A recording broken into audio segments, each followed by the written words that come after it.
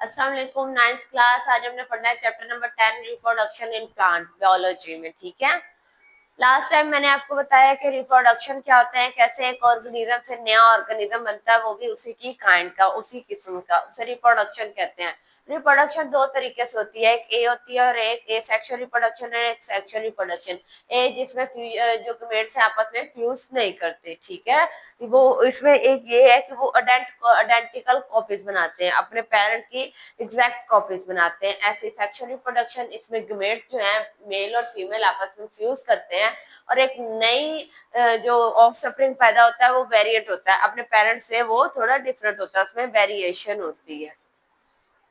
आज हम ए sexual reproduction के टाइप को डिस्कस करेंगे। सबसे पहला टाइप है बाइनरी फिशन। बाइनरी फिशन क्या है?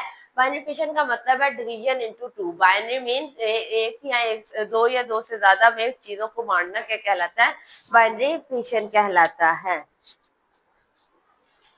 एक किसी भी चीज को दो में बांट देना बाइनरी फिशन कहलाता है। इसमें आपने ये डिवीजन होती है दो में। ये जो है ये ज्यादातर बैक्टीरिया में होते हैं। बैक्टीरिया अपनी सेक्सुअल रिप्रोडक्शन बाइनरी फिशन के थ्रू करते हैं, ठीक है। उनमें मोड ऑफ रिप्रोडक्शन यही है। वो क्या करते हैं, उनके जो सेल है बेटे, सबसे पहले उनके जो पेरेंट सेल होते हैं, पेरेंट सेल के अंदर वो अपने आप को रेप्लिकेट करते हैं, अपने जैसा एग्जैक्ट एक नया सेल बनाते हैं। कैसे बनाएंगे? वो जो अपने डीएनए है उसको मूव कर लेंगे ऑपोजिट पोल पे, एक को एक पोल पे, दूसरे को दूसरे पोल पे, फिर दरमियान से उनकी जो सेल मेम्ब्रेन है, जो आउटर मेम्ब्रेन होती है ना, सेल मेम्ब्रेन, वो पिंच हो जाती है, थोड़ी सी अंदर को धंस जाती है। जब वो अंदर को धंस जाती है तो फिर उसके बाद क्या होता है, जो नए सेल वाल बन जाती है उनके दरमियान। इन द मिडल, दरमियान में नई सेल वाल बनती है और दो आइडेंटिकल सेल बनते हैं और बाद में वो एक दूसरे से सेपरेट हो जाते हैं।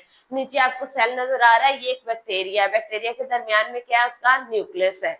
अब जब इसने रिप्रोडक्शन करनी है, इसने अपने अंदर क्या कहा, अपने ऑफ स्प्रिंग पैदा करने हैं, तो ये क्या करेगा, पहले तो अपने न्यूक्लियस को डिवाइड करेगा। आपको डायग्राम में वो सामने देखे नजर आ रहा है, पहले उसने अपने न्यूक्लियस को बांटा है, ठीक है, डिवाइड किया। डिवाइड करने के बाद उसने एक न्यूक्लियस को एक पोल पे, एक किनारे पे भेज दिया, दूसरे को दूसरे पे भेजा है। फिर अपनी सेल मेम्ब्रेन को, उसकी जो वो सेल मेम्ब्रेन है ना, वो जो ऊपर वाली लेयर है, उसे पिंच इन, अंदर को धंसा दिया। जब वो अंदर को धंस गई है तो दोनों के दरमियान एक लेयर पैदा हो गई है, मिडल लेयर पैदा हुई है। मिडल लेयर उन्हें अलग कर देगी दोनों को। अब दोनों के पास अपना अपना न्यूक्लियस है और वो एक नए सेल बन गए हैं, ठीक है। ये क्या थी, ये बाइनरी फिशन के जरिए बैक्टीरिया ने अपनी रिप्रोडक्शन की है। बडिंग की बात कर लेते हैं। बडिंग जो है ये ज्यादातर यीस्ट में होती है। यीस्ट में बहुत कॉमन है। यीस्ट क्या है, एक फंगस है बेटे जो यूनिसेलुलर है, ये एक ही सेल से मिली है, पार्ट ऑफ। इसमें जो पेरेंट सेल होता है, वो सेल जिसने रिप्रोडक्शन करनी है, उसके ऊपर जो है ग्रो, एक बॉडी ग्रो कर जाती है, ठीक है। उस बॉडी को आप बर्ड कहते हो। वो जो उसके ऊपर एक बॉडी ग्रो करती है उसे आप बर्ड कहते हो। जैसे वो बर्ड जो है, वो बर्ड बड़ा होता है तो वो अपने पेरेंट से मे भी सेपरेट हो सकता है, वो सेपरेट हो जाए, या हो सकता है मे रिमेन अटैच, या उन्हीं के साथ अटैच रहे।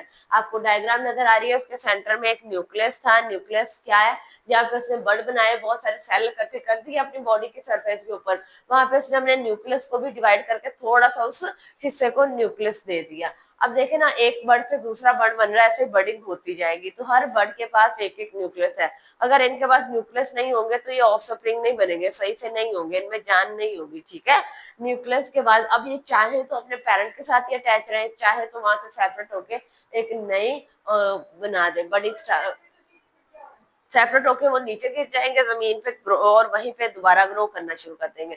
फिर उसमें से ऐसे आगे बर्ड बनते जाएंगे और फिर वो ऐसे ग्रो करते जाएंगे। ये थी ए sexual reproduction through binary fission और बर्डिंग के थ्रू, ठीक है।